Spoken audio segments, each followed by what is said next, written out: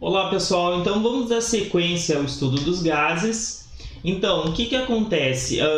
Por volta lá, do século XVII, por volta do ano de 1660, 50, por aí, vários estudiosos, investigaram o comportamento dos gases, o que, para poder utilizar, como vários experimentos e até mesmo para facilitar o cotidiano, precisava entender como se dava esse estado da matéria.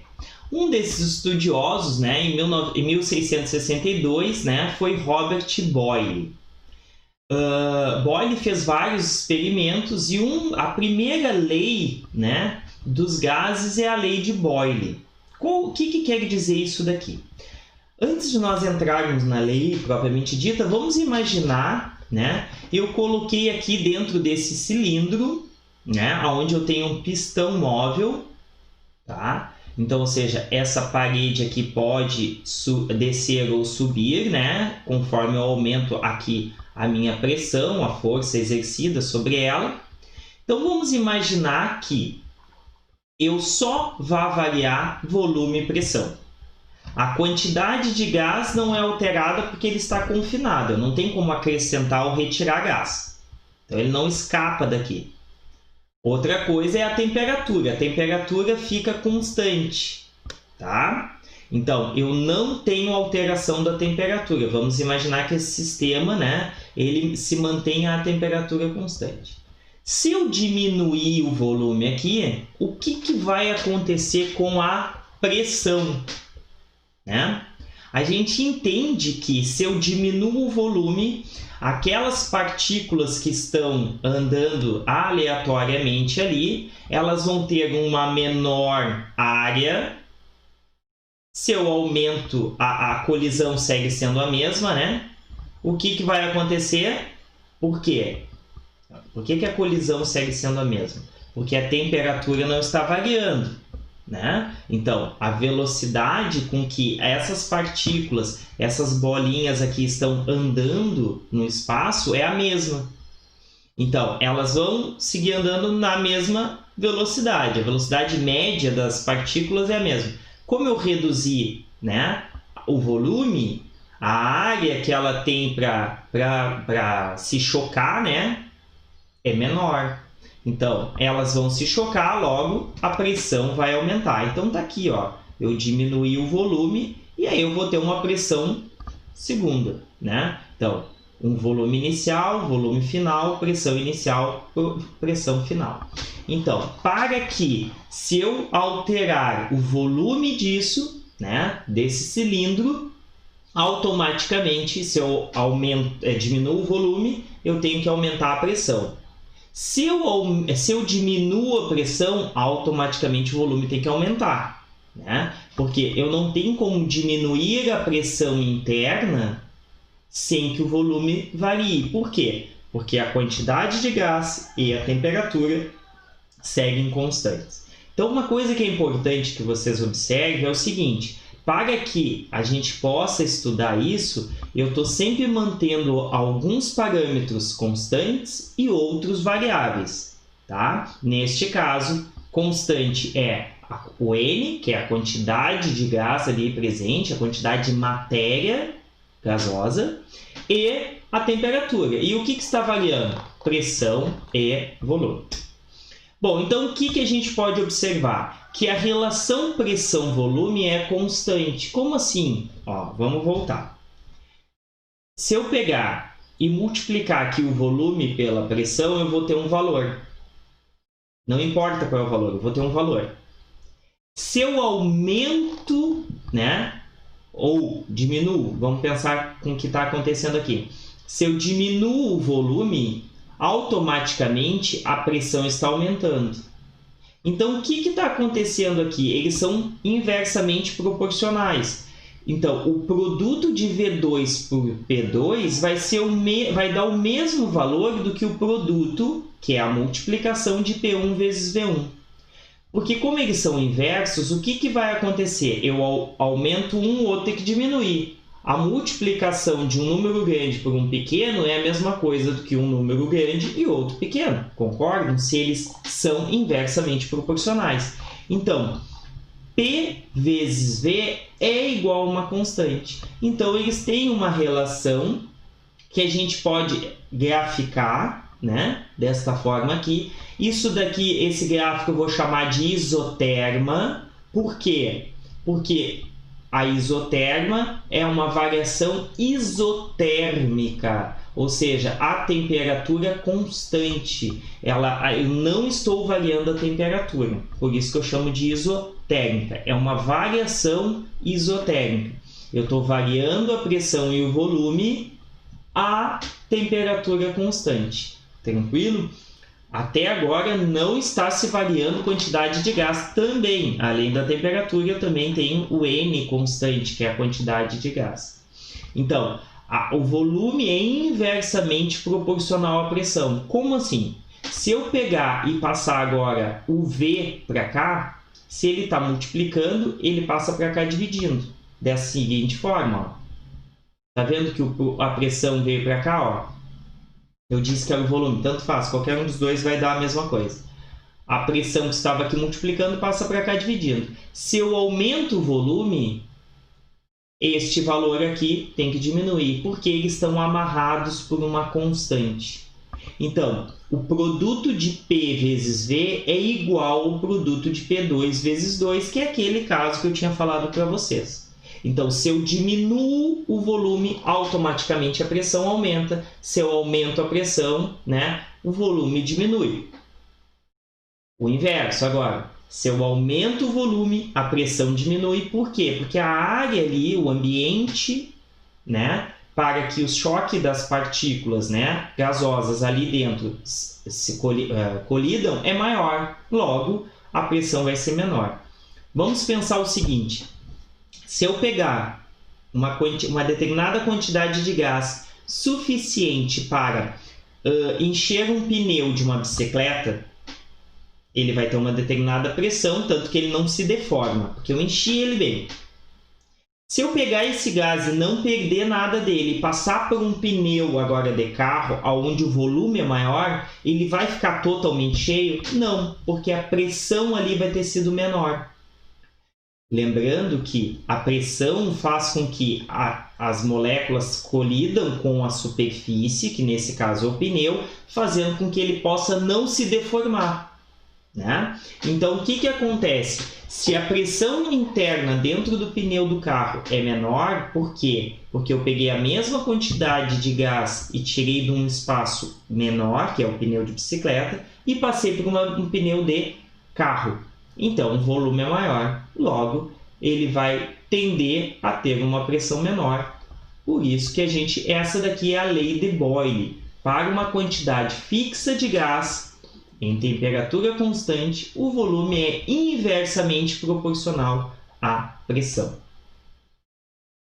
Um século e meio depois, os estudos de Boyle, né? Então, ou seja, em 1662, um século e meio depois, 150 anos depois, dois cientistas franceses, Jacques Charles e Joseph-Louis Gay-Lussac, vocês já devem ter ouvido falar em GL, né? Gauss-GL, vem de Gay-Lussac, realizaram experimentos a pressão constante. Neste caso, agora o que está fixo é a pressão e a quantidade de gás.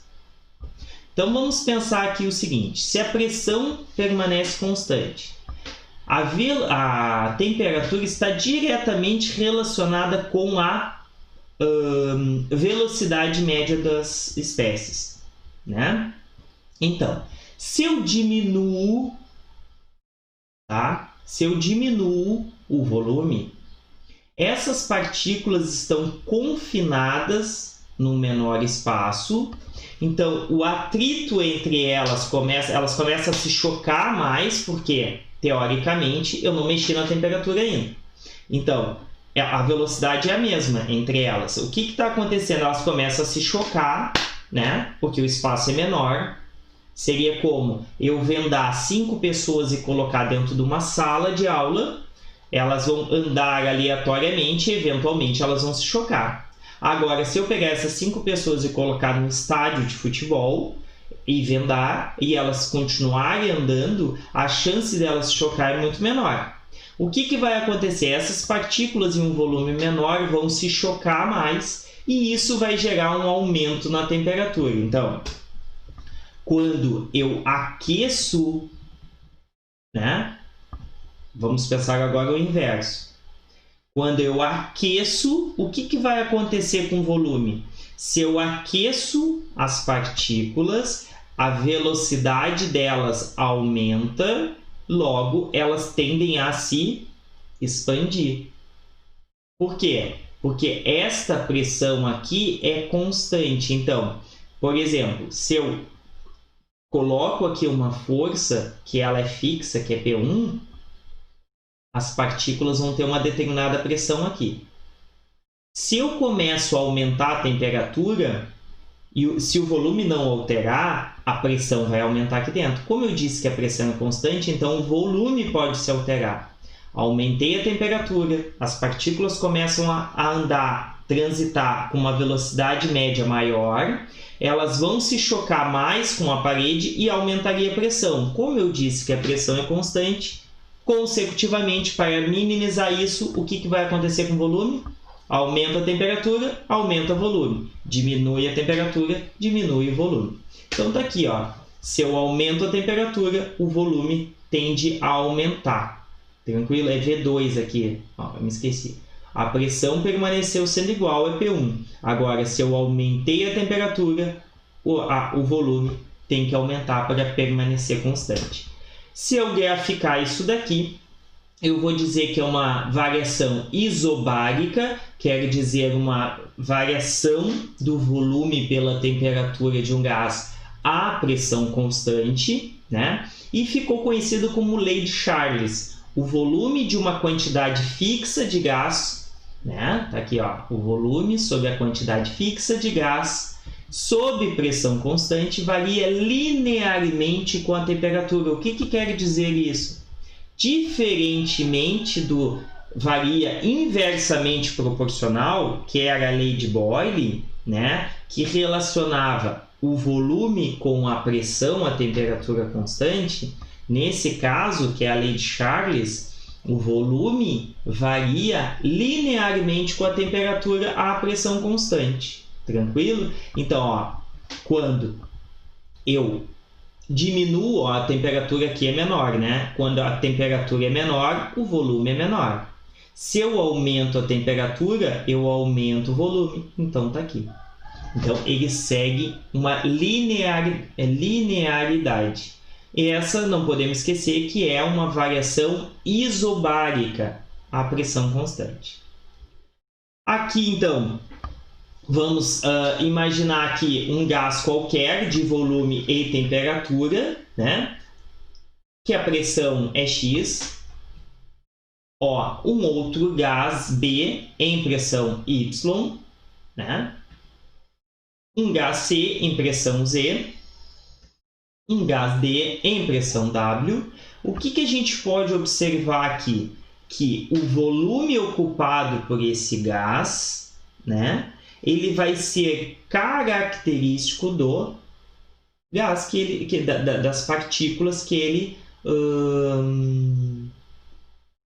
das partículas que o compõem, né? Então, ó, o que acontece se eu extrapolar? Ó, primeiro vamos imaginar aqui. Eu tenho aqui um determinado volume para uma determinada temperatura para um gás A. O gás B, a mesma coisa. O que eu posso observar? Que o volume está tendendo a zero, não é? Ó, se eu diminuir a temperatura, o volume também está tendendo a zero. Só que se eu extrapolar isso daqui, eu vou ver que todos os gases coincidem com um volume igual a zero de menos 273 graus Celsius, ou seja, 0 Kelvin. Lembra que Kelvin para eu transformar uma temperatura de graus Celsius para Kelvin, eu somo 273 graus Celsius? Então, Aqui, em menos 273 graus Celsius, é o 0 Kelvin. Né? O que a gente pode observar aqui, gente? Que a gente sabe que o volume de um gás não pode ser zero. Se for zero, ele vai inexistir. Né? Então, a tendência desse caso aqui é que o volume de um gás tenda a zero, mas ele não pode ser zero. Antes disso, vai ocorrer um fenômeno chamado de liquefação, ou seja, o gás vai condensar e virar um gás, ou um líquido. Tranquilo? Então, é importante que a gente saiba diferenciar que existe uma tendência desse volume a zero, conforme eu tendo a diminuir a temperatura, mas ele nunca vai ser zero. Lembrando que a pressão permanece constante. Tranquilo? Bom, o que a gente pode observar a partir dessa extrapolação? Que gases reais não podem ter volume igual a zero. Isso daqui seria um gás ideal, né? O que é um gás idealizado? É que são gases que existem somente para cálculos, né? Ou eles vão se aproximar, os gases reais, esses que existem, como gás oxigênio, nitrogênio, a pressões, né, baixas e temperaturas baixas também, tá? Então, os gases reais não podem ter volume igual a zero. Como o volume não pode ser negativo, ou seja, ele não pode baixar desse eixo aqui, ó, não pode ser, o volume só pode chegar até próximo de zero, né? Mas ele não pode ser menos. Já imaginou qual é o volume ocupado? Menos 1 litro, não existe. Então, a gente sabe que menos 273 graus Celsius é o volume, é o zero absoluto, que é o zero na escala Kelvin, né? Então, por que a gente fala zero absoluto? Porque, de acordo com a lei dos gases, eu não posso diminuir de zero Kelvin. Então, eu não posso ir a 280 graus Celsius. Se eu ir a 280 graus Celsius, que é abaixo do zero absoluto, o que vai estar acontecendo no caso de um gás? Ele vai ter volume negativo, e isso não pode.